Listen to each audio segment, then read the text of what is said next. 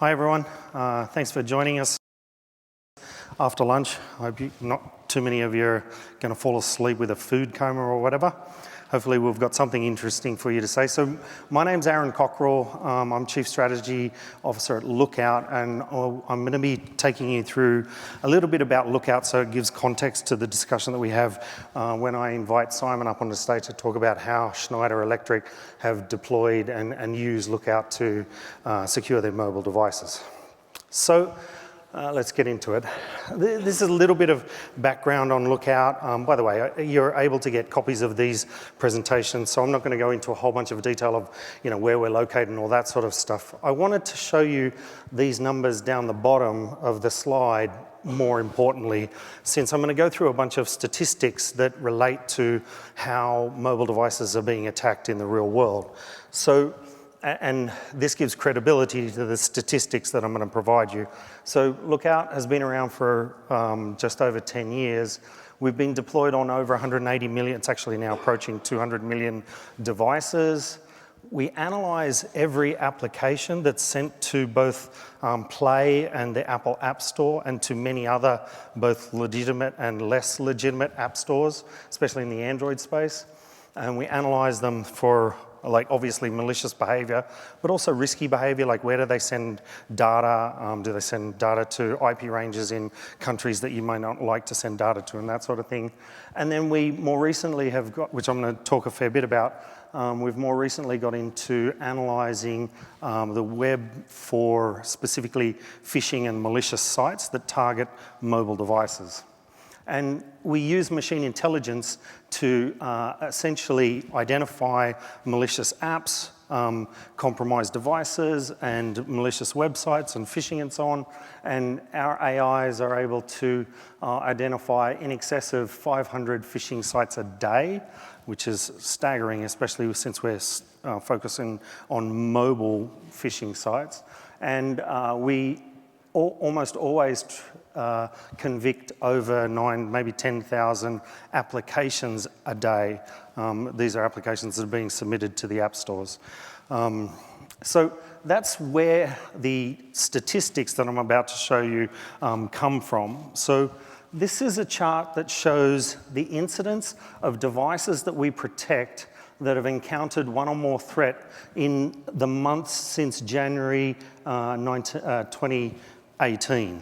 So what that means is a device is only counted once if it has a threat on it, such as an application that's malicious, it's jailbroken, it goes to a phishing website.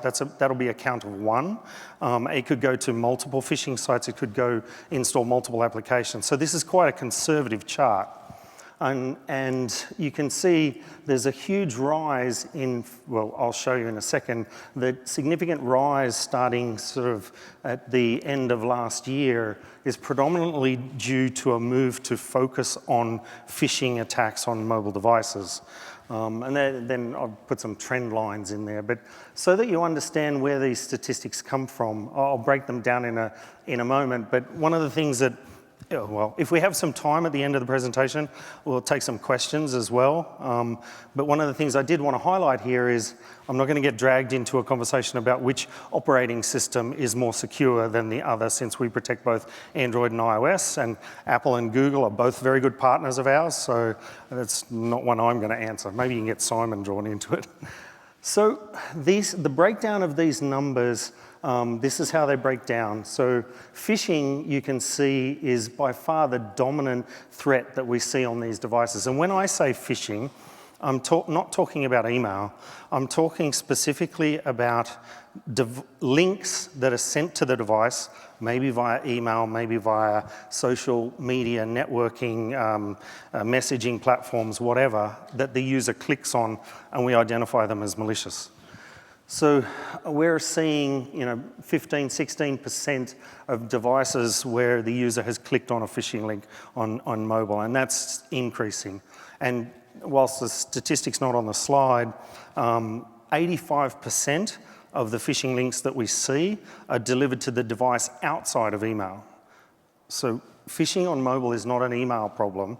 It's more like a almost like a secure web gateway problem, blocking attacks where links that users try and have their credentials stolen.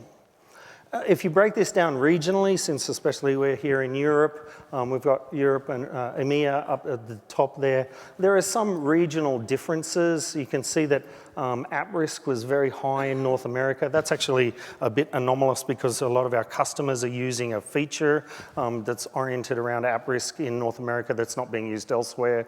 Otherwise, the numbers are pretty similar.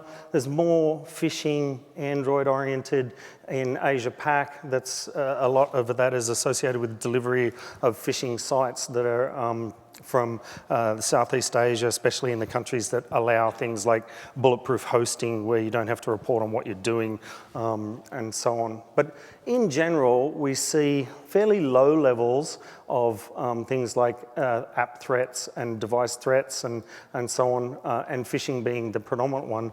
But if you think about why, it's because you need phishing to attack these devices.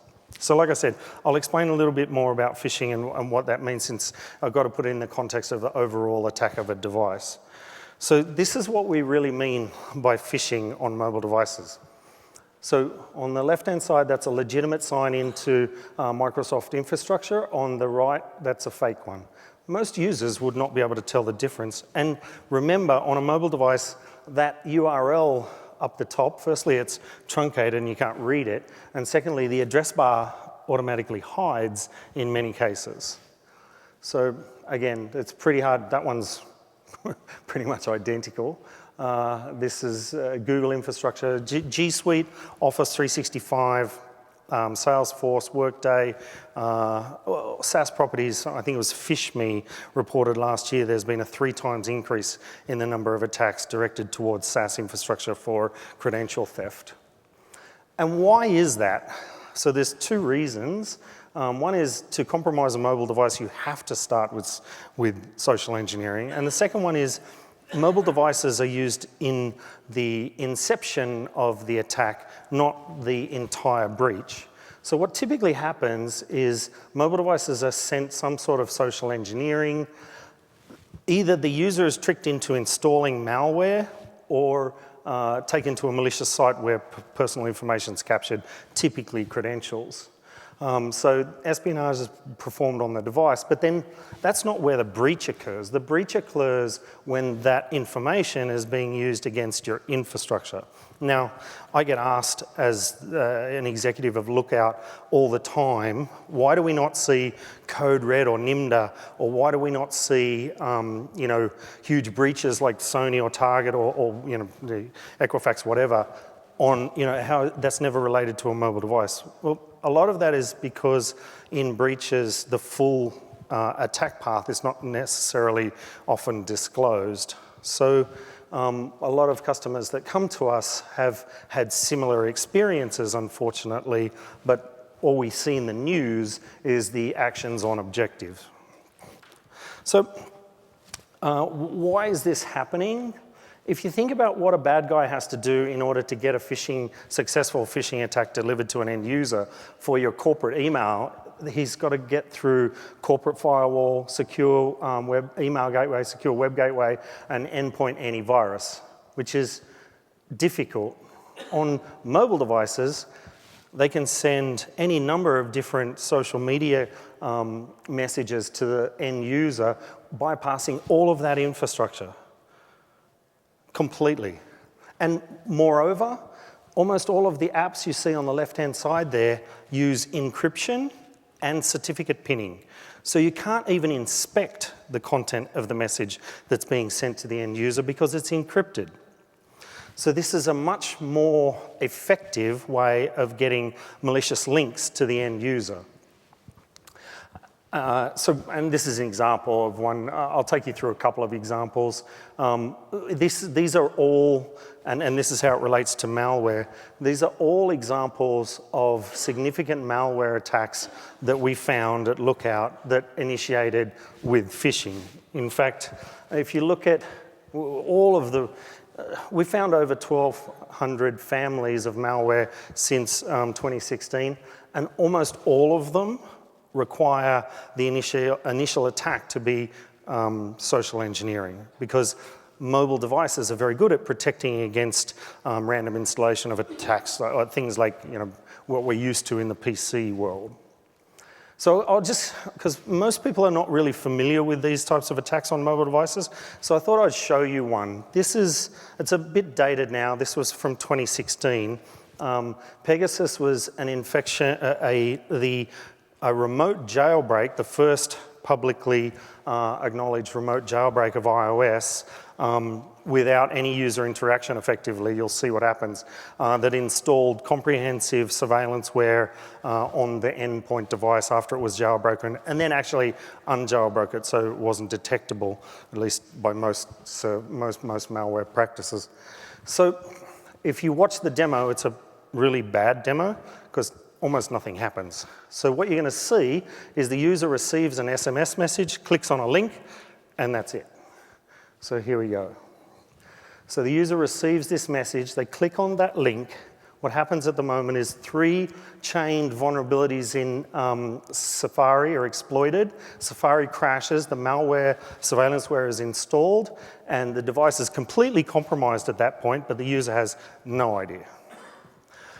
Just to explain what that software did, the Pegasus package was able to take all of the information from all of the applications on the device and send it off the device for surveillance without, or even the applications that were using local device encryption. Now, this is a nation-state level attack, and so maybe some of you in the audience are not concerned about nation-state. One of the things that we're seeing, however, is these types of attacks, nation-state level attacks, the approaches are being moved down into cyber criminal type activities, and even to the extent that we can buy these types of tools today. Now, they're not as advanced, but they perform very similar tasks. And it's because of leaks like the WikiLeaks, when they published Vault 7, for example, that describes allegedly all of the tactics that were used by a nation state in order to do surveillance on mobile devices, vulnerabilities exploited and so on. So today, for $30, between $30 and $100, you can go buy one of these packages, and maybe an appropriate use for it is to install it on your child's phone. If that's what your family is like, maybe it's okay to install it on your wife's phone or your husband's. Maybe it's okay to install it on your ex-spouse or your employees, and you can see it gets dodgier and dodgier. So, and these are, I don't mean to pick on these companies. There's probably legitimate use cases for them. Like I said, the children use case is one that's always talked about. But this is surveillance that you can buy today relatively inexpensively that we find frequently on both our consumer and enterprise devices that we protect. So how do we protect these devices? You can't analyze constantly a mobile device to see if malware is installed on it. You will drain the battery and kill the user experience. And we've got a lot of experience in this, so we know how to do it right. The way we do security for these mobile devices is different than the way you do it in a PC. So if malware is detected on the device, which we use big data to detect patterns of malware behavior, we effectively avoid or disconnect that, that device from your infrastructure. So if a user installs something malicious, the device is blocked from accessing corporate data. And so we're all about protecting the corporate data, and then we teach the user typically how to remediate the device, and we have some other methods of remediation. So if you look on a bigger scale, how this works in your infrastructure is you build security policy in the cloud, you deploy an app on the mobile device, and then we're integrated into your SIM system, we're integrated into typical EMM or MDM tools, and more recently we've been also integrated into identity and access management infrastructure and SaaS services, so that we use either MDM or SaaS-like tools to control access to this corporate data whether the device is safe or not, and we do that on a continuous basis. So enough about Lookout. I think probably the star of the show here is actually going to be Simon from Schneider Electric, because he'll be able to tell you exactly what it's like to do this in the real world with us. So I'd like to invite Simon up onto the stage. So we're going to talk about the need for mobile threat defense, budget justification, these bullet points here. So maybe Simon, to start with, you might explain to the audience what your mobile environment looked like and how you identified the need for mobile threat defense. No, indeed, Aaron, thanks for having me. So here at Schneider, we're a 170-year-old company, 170,000 employees. We don't go full speed with anything, ever. So it took our cybersecurity journey quite a while to get up to standards. So about 3 years ago, we had a really big think about how we do cybersecurity in Schneider, and we decided, every single area that really deals with it, from ingress through security email gateways, through to endpoint devices, Windows, Mac, mobile, we really needed to up our game. So 3 years ago, we had around 30,000 mobile devices. We decided we need to do something to go ahead and protect them from exactly the same kind of risks you've just described here. We did a big RFP to go and discuss with yourselves and your competitors exactly what we needed from a mobile threat defense solution, vetted them, and thought, Lookout's the one we really settled on. It's been 3 years since then. Just before you jump into that and the deployment and so on, because this is a question that I get a lot when I'm out in the field as well, how did you go about budget justification? So, because a lot of times mobile risk doesn't seem to bubble up on the risk register enough to justify and so on. No, indeed. For us, it was not actually that hard of a conversation. We do have, obviously, the one side of the world saying, well, you already have an EMM platform. Sure, that does everything. Well, for us, it was just changing the conversation. For us, EMM, and back in those days we used VMware Workspace ONE, we've actually just completed a migration to Microsoft Intune. EMM for us is command and control. It's deploying a policy, deploying a set of settings, and controlling a policy by what's applied to the device. To go any further than that, you need a threat defense solution to be able to recognize on-device threats and do something about it. So there's no use in applying a policy that says, here's your password policy, here's a Wi-Fi profile, here's a VPN policy, because it entirely ignores all of these other threats. Yes, we can block unsigned applications. Yes, we can block side loading. But we've already seen that these threats come in through public app stores, Apple App Store, Google App Store. So for us, changing that conversation to say EMM is command, control, and instructions. Mobile threat defense is really everything that next tier higher. The budgeting conversation was a lot easier after that kind of change in attitude. Cool. I might pass this over to you to take us through a bit of the deployment history. No, indeed. So deployment-wise, in Schneider, as you can see, we started our journey back in 2017 when we decided to start piloting and pushing Lookout in Schneider. We decided to really opt for three main groups of end users. The VIP executive community, so all of our top execs, ex-coms, really our CEOs N minus 3 and 4. Our R&D community, because those are the guys who are really capturing all of our IP. And then our end customer-facing field service engineers. So those three sets of users, roughly 7,500 endpoint devices at that time. We spent, obviously, a year and a bit with those guys, really understanding what kinds of threats we were seeing from those guys on a day-to-day basis.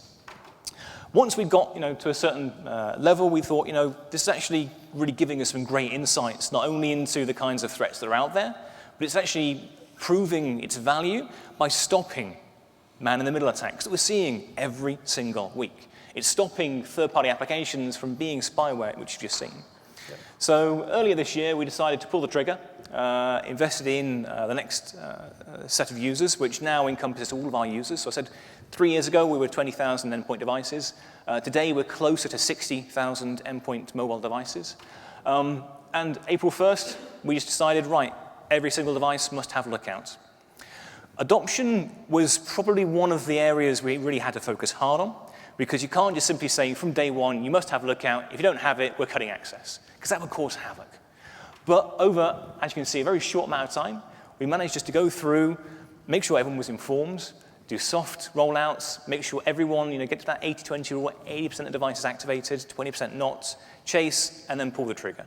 And as of a couple of months back, we're now locked down. You cannot access your Exchange Online data, any Office 365 data.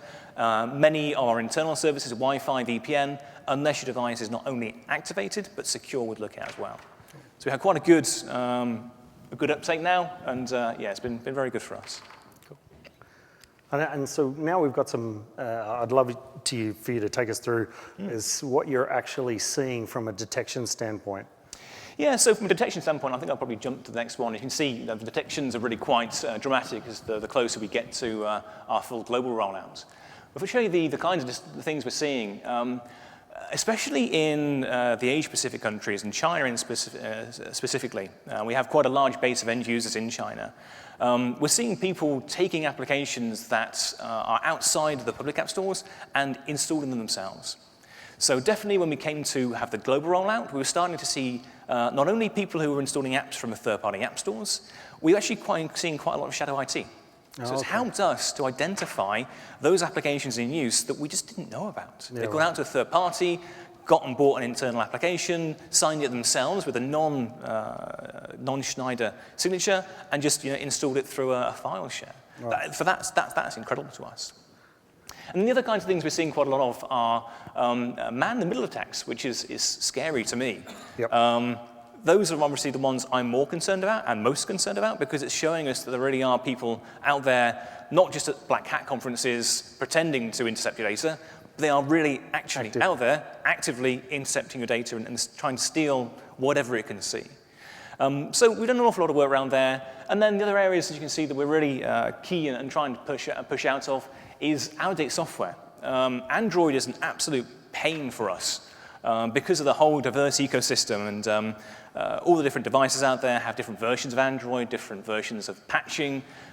We used to be a Samsung-only house, and we've now changed that because we have this greater confidence in things like Lookout. We can expand to Google devices, LG devices, other brands' devices as well. But that only adds to the problem. So it's helped us identify and then be able to better reach our end users, target them, say, look, if there are updates, patch them. If there aren't any updates, we can set our internal policies to be more granular to say, right, if you don't have this CVS patch, well, in which case then we'll not allow you access to the Wi-Fi because we believe there could be a problem, but we'll allow you access to something like your Outlook mail because we use the Outlook mobile app, and that adds a certain level of security around it. Yep. Interesting. It's, what is probably the most surprising part of what you've been detecting? I know you mentioned man in the middle.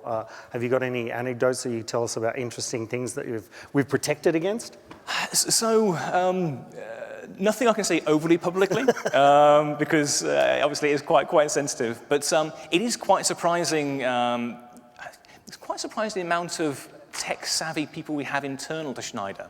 People who are carrying out man-in-the-middle attacks on themselves. Oh, wow. Purposefully. Yep.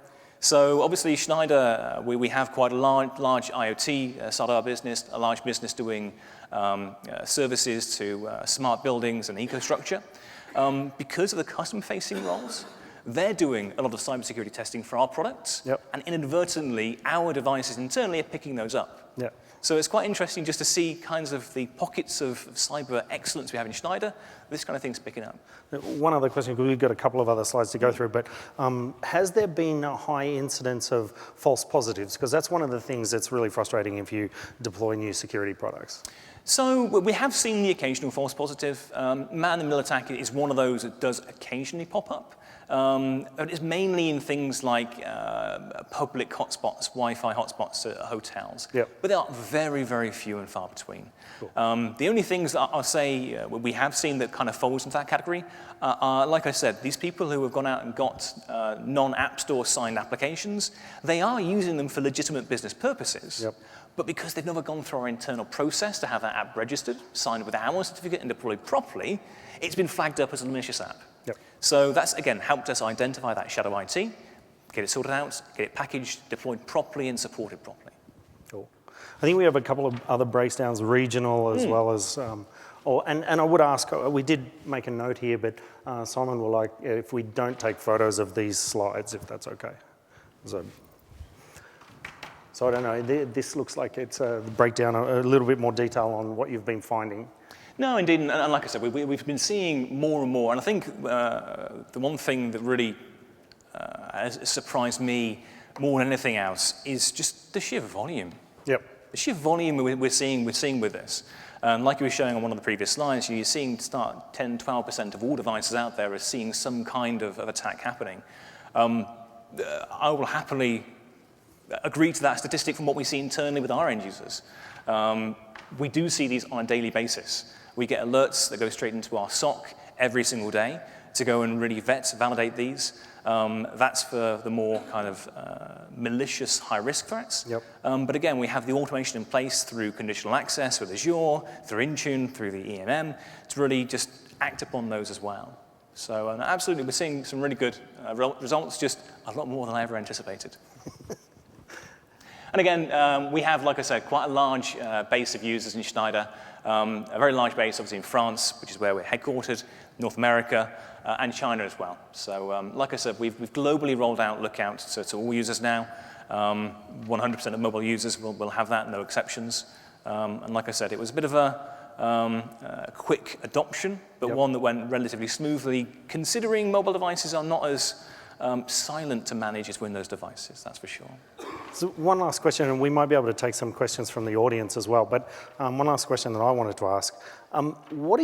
So now that you have visibility into what's happening on mobile devices and you've already said you're expanding to additional devices and so on, what are the things that you've changed now that you have visibility into what's happening on mobile devices with Lookout? So cybersecurity training is one of them. So we've really beefed up across all of our solutions, and all of our internal employees are now mandated and have been for a year or two now to take cybersecurity training as part of their annual training cycle. We now have specific mobile modules that tell them what they should be looking out for. So SMS phishing, Facebook messages, WhatsApp messages, all those kinds of places that phishing can come through.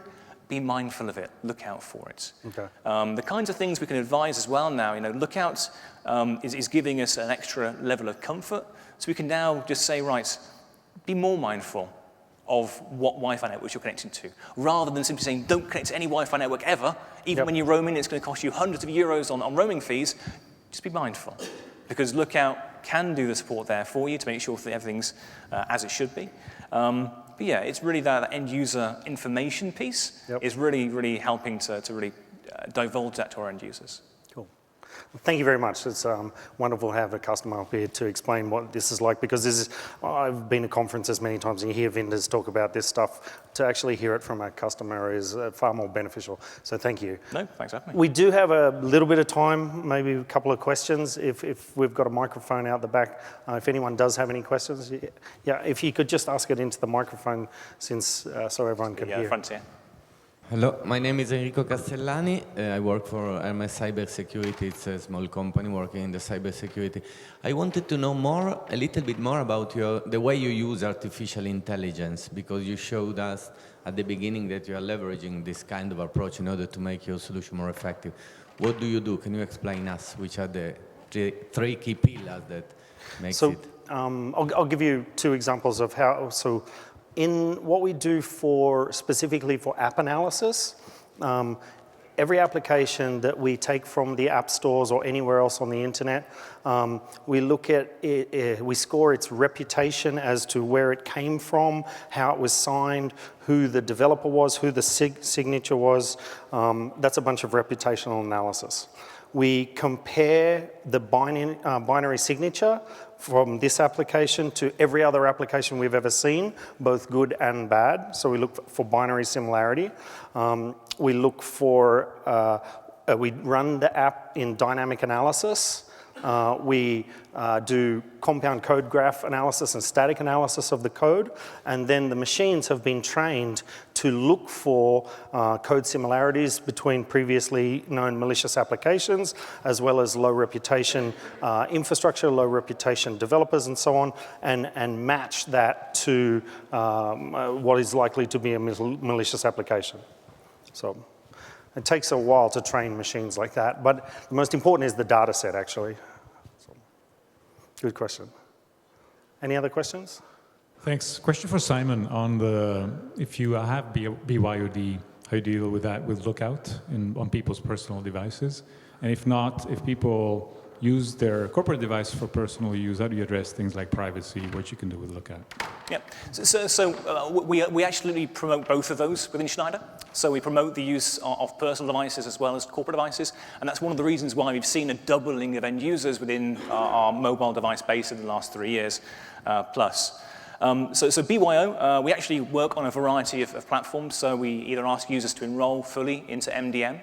Android, we use the work profile side, so we have that segmentation of user and corporate. iOS, slightly less now, but with iOS 13, we have that newer capability to have less visibility, and we absolutely utilize that. The key thing for us is user training, so to make sure users are fully aware of exactly what we can and can't see, and we really do make quite a song and dance about what we don't see. One of the things we've done poorly in the past is tell users exactly what we're doing on the device. They have this thought that we're going through their personal emails, their photos or apps. We absolutely make sure we can't see their personal applications. We absolutely make sure and we tell them we can't. And that's part of our written policy that we make sure everyone reads and agrees to before enrollment. We also utilize MAM-only services through Intune and through Microsoft's Office 365 platform.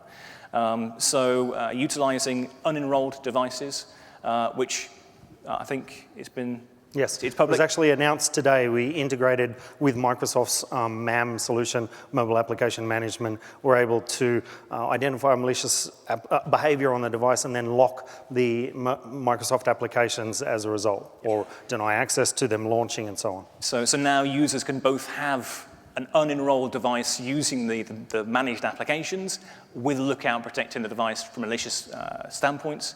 Both of those together gives the central Schneider obviously less visibility, but again, that communication is key. Through the Intune application, through the Lookout application, it's very easy for users just to see in very clear text, they can't see your location. We can't see your personal apps. And like I said, communication is king. We absolutely promote BYO, we promote personal use on corporate devices where the regional tax laws and legislation allows that, because there are some countries that don't allow us.